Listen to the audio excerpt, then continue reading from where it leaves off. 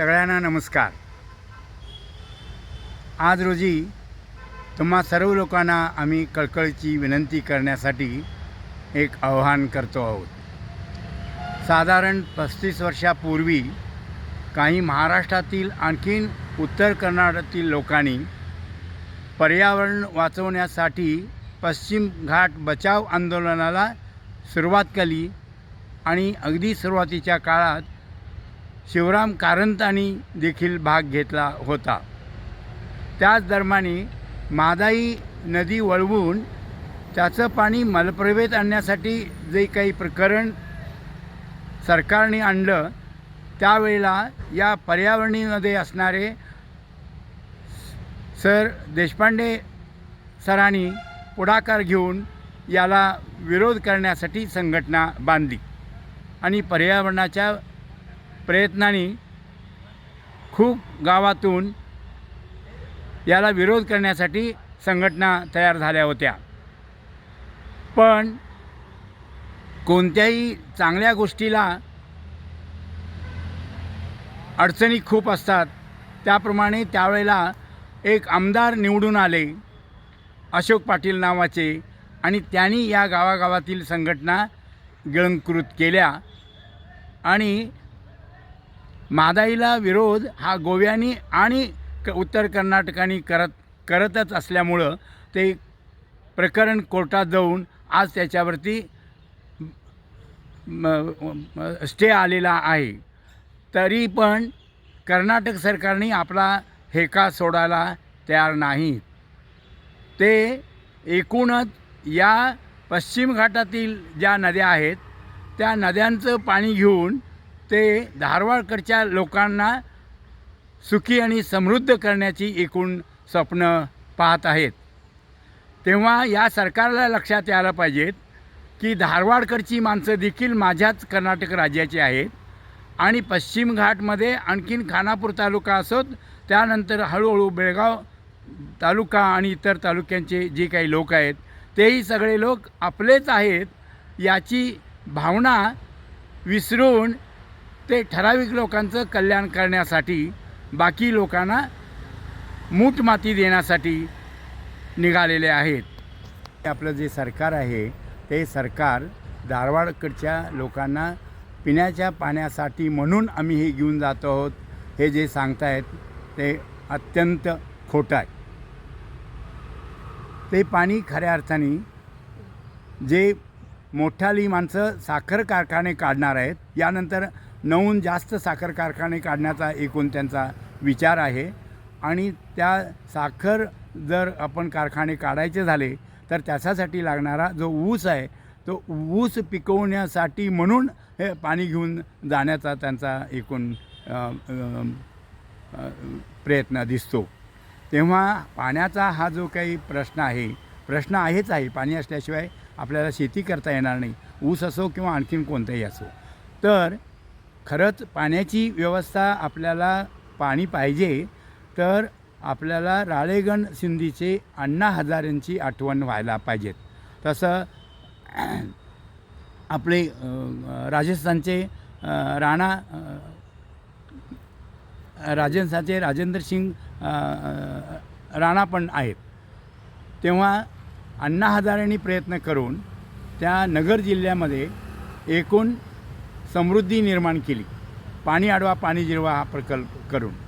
तेव्हा धारवाड आणखीन धारवाडनंतरच्या काही भागामध्ये पाण्याची तशी शेती करायला जर अडचण असेल तर पाणी निसर्गातून पावसाचं येणारं पाणी अडवून तिथं जिरवून ते परत पुन्हा शेतीसाठी वापरून शेती पिकवू शकतो आपण आणि खूप मोठ्या प्रमाणात आपल्याला शेती करता येते हे राळेगण सिंधीच्या अण्णा हजारेंनी दाखवून दिलेले आहे। तसाच एक छोटासा प्रकल्प कट्टंबाईच्या लोकांनी पुढाकार घेऊन आपल्या पिण्याच्या पाण्याची पाण्याची विहीर ही जानेवारी फेब्रुवारीमध्ये आटून जात होती, ती पुन्हा वर्षभर त्या विहिरीला पाणी राहावं यासाठी कट्टंबाईच्या लोकांनी पुढाकार घेऊन तिथं पाणी अडवा पाणी जिरवा प्रकल्प करून आज तळं पण वर्षभर पूर्ण भरलेलं असतं आणि विहीर पण भरलेली असते।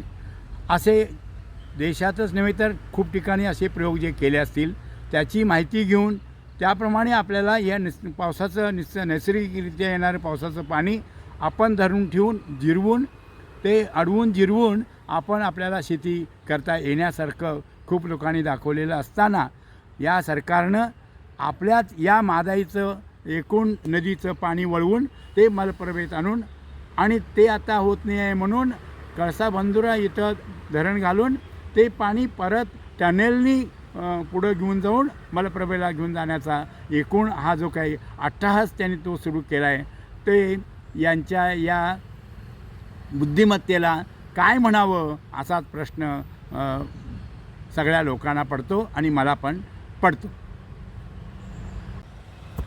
जर ह्या नद्या अडवून त्याचं पाणी मलप्रभेतून पुढं घेऊन जायचा विचार जर हे करणार असतील आणि ते व्हायचं असेल तर प्रथम ते पाणी साठवण्यासाठी आणखीन वेगवेगळे आणि खूप असे बंधारे घालावे लागणार. ते बंधारे घालण्यासाठी म्हणून त्या भागातली एकूण जंगल जमीन नाश होणार म्हणजे वनस्पती जाणार आणि एकूणच नैसर्गिक जी काही रचना आहे पश्चिम घाटाची ती पूर्ण बिघडून जाणार. आणि त्यानंतर हे पाणी घेऊन जाण्यासाठी म्हणून कर्नाटक सरकारने एक टनेलची कल्पना केलेली आहे आणि तो टनेल त्याच्यात बसवून ते पाणी घेऊन जाण्यासाठी या भागातील खूप शेतकऱ्यांच्या जमिनी त्यांना हस्तांतरित कराव्या लागणार आहेत. म्हणजे शेतकरी पण देशोधडीला लागणार आहेत आणि त्याचबरोबरीनं त्याच्या आजूबाजूला असणारं जे एकूण जंगल आहे नैसर्गिक जंगल आहे आणि जे जंगल आहे पश्चिम घाट आहे म्हणूनच आपण सगळे आज आहोत. काही कारणाने जर पश्चिम घाट आपण नाश केला तर या भागाचं वाळवंट झाल्याशिवाय राहणार नाही. ही आत्तापर्यंतच्या खूप माधवराव गाडगीळसारख्या अनेक शास्त्रज्ञांनी पण आणखीन पर्यावरण संबंधात विचार केलेल्या लोकांनी आपली मतं मांडली आहेत. पण विचारवंतांचे आणखीन शास्त्रज्ञांची मतं यांना ऐकून घ्यायची इच्छा नाही. त्यांना एकूण विकास दिसतो आणि विकासाच्या नावाखाली ते किती विनाश करतायत याची या सरकारला काही कल्पना येत नाही आहे. तेव्हा सरकार हे आपलं मायबाप सरकार असं आपण म्हणत आतापर्यंत बसलो आणि तीच आमची फार मोठी चूक झाली. तेव्हा या सरकारने या उत्तर कर्नाटकातल्या एकूणच सर्वसामान्य जनतेच्या जीवनाशी जो खेळ खेळण्याचा त्यांनी जो काही प्रयत्न करतायत तो आपण सगळ्यांनी संघटित होऊन तो आम्ही त्याला विरोध दर्शवला पाहिजेत. आणखीन तो हाणून पाडला पाहिजेत असं अगदी मला मनापासून वाटतं. आणि हे थांबायचं असेल आता एकच मार्ग राहिला आहे तो म्हणजे जनआंदोलन. जनआंदोलन झाल्याशिवाय सरकारचे डोळे उघडणार नाहीत. तेव्हा जनआंदोलन निर्माण व्हावं यासाठी या जांबोटी भागातील खूप मंडळींनी आणि ज्यांना जमिनी हस्तांतरित करण्यासाठी नोटीस आल्या आहेत ते सगळे एकत्रित येऊन आणि इतर लोकांना संघटित करून याला विरोध करण्याचा त्यांनी निर्धार केलेला आहे. तेव्हा दोन अण्णासारख्यांच्या पुढाकाराने आणि इतर मंडळींच्या पुढाकाराने 3 तारखेला याच महिन्याच्या 3 तारखेला आपल्या जिल्हाधिकाऱ्यांना निवेदन जाण्यासाठी म्हणून एक सगळ्यांना त्यांनी आव्हान केलं आहे.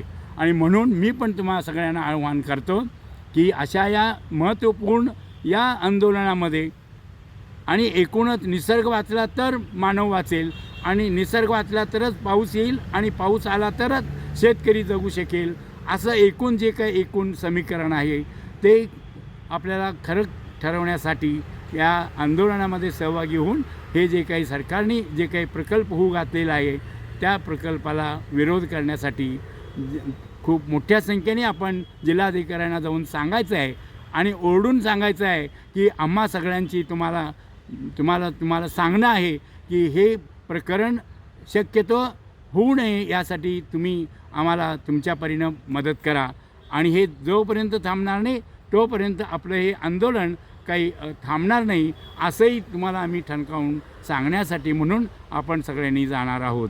तेव्हा परत एकदा तुम्हाला मी कळकळीची विनंती करतो.